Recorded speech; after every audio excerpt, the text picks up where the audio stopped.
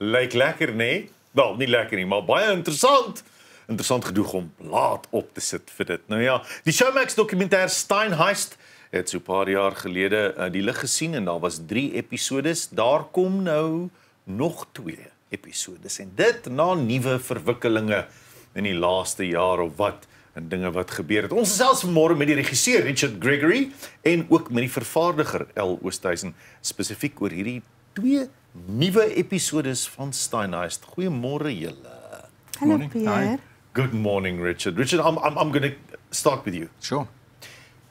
After the first 3 episodes of Steinheist, tell us, how was it received? You get the idea that things sort of started just simmering a little, just calming down, and then Steinheist happened. Then the series happened, the 3-episode series, the original. And after that, it was almost like it's back in the public eye. It's almost like that series created awareness again of something that a lot of people wanted to keep quiet. I mean, we'd like to think we had quite a lot to do with that. You know, that when the series came out, we knew all along that there was going to be a lot more to the story. You know, we've got the people who worked at the various prosecutors and authorities and things like that who had been saying to us all along, look, things are going to happen. People are very likely to be arrested. There's going to be charges brought against them, but they couldn't give us a timeline. And so we had to go to broadcast. And it was a month after we went to broadcast that the first big action took place. There was the Reserve Bank freezing about 1.4 billion rands worth of Marcus Joos's assets. So we'd like to think we had something to do with that. You know, we kind of urged them along a little bit. You know, suddenly this was very well received. It broke records for the viewership of a documentary series on Showmax when it was released. And so suddenly you had the public saying, well, it's been 5 years. Why is nothing substantial being done? So I think we helped to nudge that on a little bit, and then things started happening quite quickly after that again. How hard was it to get people to actually speak to you openly and truthfully about what really happened behind the scenes? El? Dit So moeilik. ja, dit was nogal moeilik. Ek moet sê dit het baie oproepe en geduld en tyd van Richard geneem om eers met hulle hierdie trust relationship op te bou. Met van hulle het met ons gesels off the record en ander van die mense was gewillig en oop, maar dit het ons aan tyd geneem om in hulle dagboeke te kom want baie van hierdie mense is sakemanne en het nie vir ons 4 ure vir 'n interview nie, ons moet 'n maand wag om ons 4 ure te kry.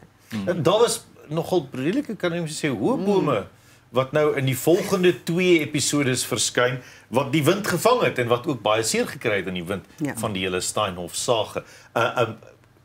Jy sê dit vat vertroue, dit vat oopmaak. 'n Mens moet baie sensitief wees met sulke onderhoude, nie waar nie? Jy moet, want geen mens gaan met ons praat as hulle dink ons gaan hulle vat vir 'n fool nie. Ja. Hulle wil ons vertrou en as hulle met ons praat dat hulle weet ons gaan die waarheid uitsit. Al mentions the truth. So how important are those checks and balances? So when you do research for a documentary like this, to go, it's not just fiction, but because this is a documentary that changes life and like creates awareness, how important are those checks and balances then in your research? I mean, it's critical, you know, really, when you're dealing with documentary, your agreement with your audience is that you're showing them something that's true, you know. And first of all, our research has to be there. We've got a whole lot of people. I mean, we're sitting here, but really there's a whole office full of people who worked very, very hard in the series that we've got to give a lot of credit to as well, who do the initial research, who make contact, who find contact details for people that I can, you know, I don't know how it happens, but they manage to find the details. And then we've got to go through multiple rounds of the journalists who've been working with us, and you know, we really stand on their shoulders of doing a lot of the research and the groundwork and figuring out what went on in this complex scandal. But then we also went through 3 rounds of checks with legal teams, because obviously something as big as this and high-profile people, the risk of us getting sued is relatively high if we get anything wrong. Yes. And there was 0 legal comeback, which means we luckily did our jobs well in that sense. Yeah. You used a lot of, you refer to the journalists now. There are some of them in the next 2 episodes that are coming out now. Who have you used and why are they in the production? Well, we've used Polly van Wyk. She's one of the new faces that we've seen that wasn't in the previous ones, and that's because she was writing particularly about Berdine Oudendal, the alleged mistress of Marcus Jooste, because she interestingly comes back in our story into a big way, and I don't want to give too much away just yet, but she comes back into the story in quite a big way. Jan Cronje from News 24 comes into it as another journalist. He was at the trials that Marcus Jooste was meant to be at in Germany. So he could give us a lot of first-hand account of what was going on there. We also had a camera team that was filming there. Rob Rose, of course, who literally wrote the book on the matter, he participated as well. Who else? Farashni Pillay helped explain some of the concepts for our audience as well. So we've got quite a wide variety of people who've all done amazing work and who also deserve a lot of credit for what ends up on screen. Al, is daar iets, jy weet, behind the scenes wat so half agter die skerms gebeur het of in julle navorsing wat julle teëgekom het wat selfs julle verbaas het? Want mens dink baie keer okay, al die inligting is nou daar buite. Almal weet eintlik alles. Is daar iets wat julle teëgekom het wat selfs julle half onkant gevang het? Daar is, maar dan is dit goedjies soos wat ek sê, dit was off the record en ons mag dit nie deel nie. So om credible te wees en dit nie te deel nie, kan ek nie sê nie. Okay. Maar ek moet sê met die tweede seisoen of die extra 2 episodes, was dit aansienlik amper almost easier, right? Because want ons het nou al deur dit gegaan vir 3 episodes en ons het geleer, so ons het geweet waarin ons in is vir hierdie 2 wat ons saamgesit. Baie mense sê, hoe kan jy so baie geld soos Marcus Jooste verduister en dink jy gaan daarmee wegkom? Richard, did he really believe, do you think, that he'd get away with it? I think he was stuck in a corner that he just couldn't get out of, personally.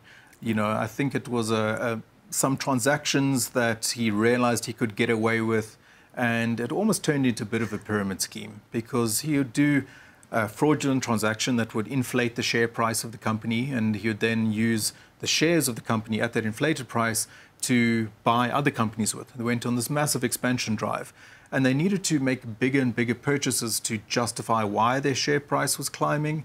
And I think he kind of got caught in a trap of things just getting bigger and bigger until it all just came tumbling down. So I don't know if he really believed he could get away with it forever, but I don't know if he really saw any other option other than to just keep on going as far as he could. Sure. Al, wat wil julle hê met mense uit hierdie nuwe episode skry? Ek dink na die eerste seisoen wou almal actually they wanted to see justice. Yeah. They wanted to see that the answers were or the questions were answered. And after the first season, that was not the case because we had to go to broadcast. And I also think the first season kind of puzzled all of little bits of information together and as one piece for the viewer and everyone who had to kind of build on this case, you know, could take this as information going forward.